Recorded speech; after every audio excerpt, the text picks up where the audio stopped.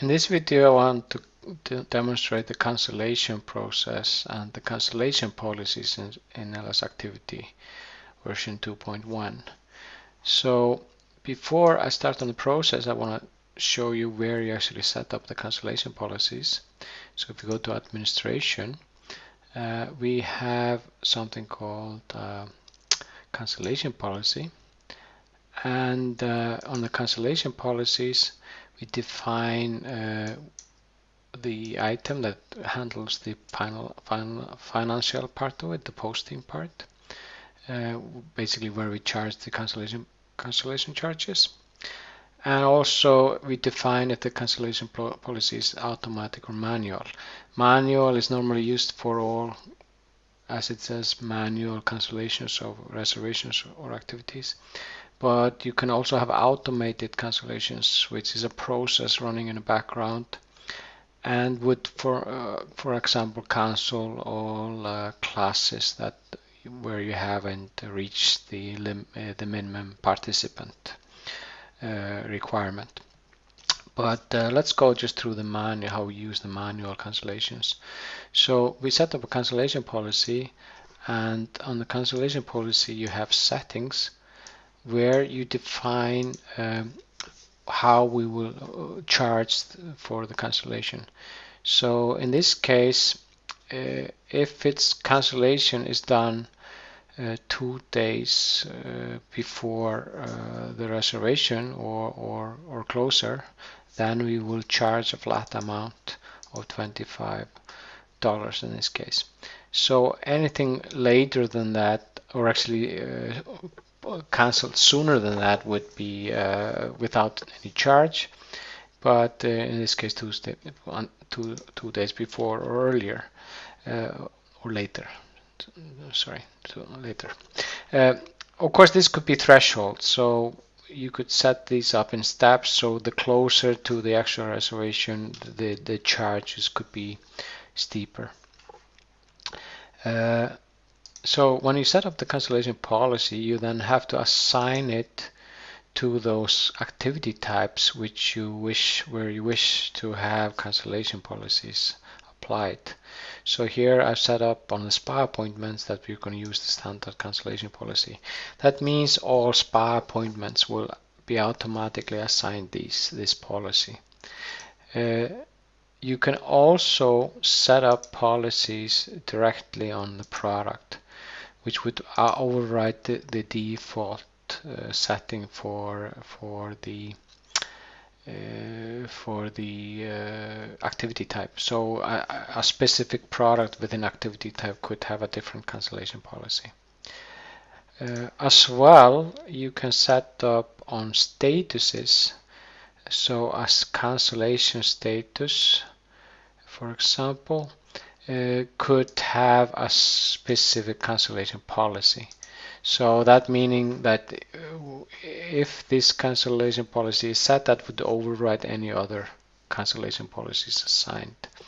So you could have, for example, cancellation setting that would actually clear the cancellation charges or cancel those.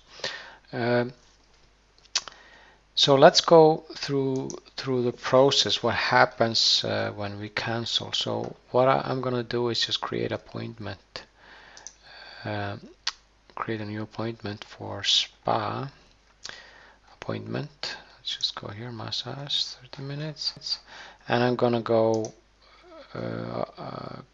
to tomorrow. So we're going to have it tomorrow, which means the cancellation charge would apply, since that is within the 2 days in the setup. So if we go here, find available appointment, assign it to Brit here, and just create appointment. So what you would notice here on this appointment now, we have already assigned cancellation policy standard, which just was picked up because this is a spa activity type, which automatically assigns this cancellation policy. I'm just going to hit OK, and now we have this appointment. So if we take a look at the appointment now, just go, it's the latest one here. So what I'm going to do now is I'm going to cancel this appointment. So I'm just, as you can see now, we have total amount of 50, we have a balance of 50. So I'm going to cancel, hit cancel, yes. And if you notice, then now the balance is 25. And let's take a look, why is that? So we have the total amount, we have cancelled these appointments, as we can see, status is cancelled. And now we have a cancellation fee here of 25, which is the reason why we have still balance. So this cancellation fee has been calculated and assigned. So there has no finance posting been done at this stage. It's just a transaction without any document reference. So it's just basically calculation to indicate that there is a cancellation charge. At this stage, I could assign a new status to actually clear out the cancellation fee if I have the right under the settings to do so. But I'm going to pay this cancellation charge, and let's go to the pause to see how that works out. So we go to the pause. So we have there a pause command cancel activity, for example, here on the pause, which means that we can use that pause command both to cancel activities and also to finalize cancellation charges. Basically, we will do both. So if I go to cancel activity, and I can see, I'm just gonna search for this.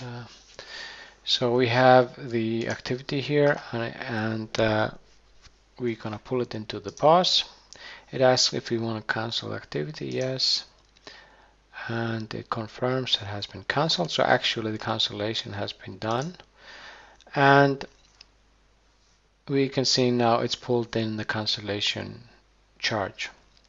So I would have to finalize this either with the client's credit card or charges to their customer account.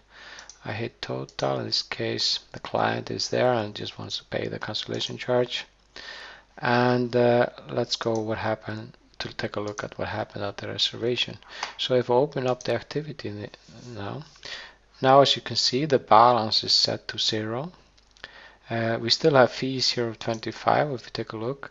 So the fee here was the cancellation fee with a reference to the transaction, or basically the receipt that handled the payment on the pause. So we can drill down to the receipt, which we used to post the cancellation fee.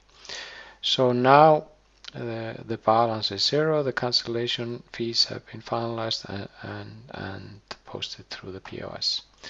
So this would be the cancellation process when using cancellation charges.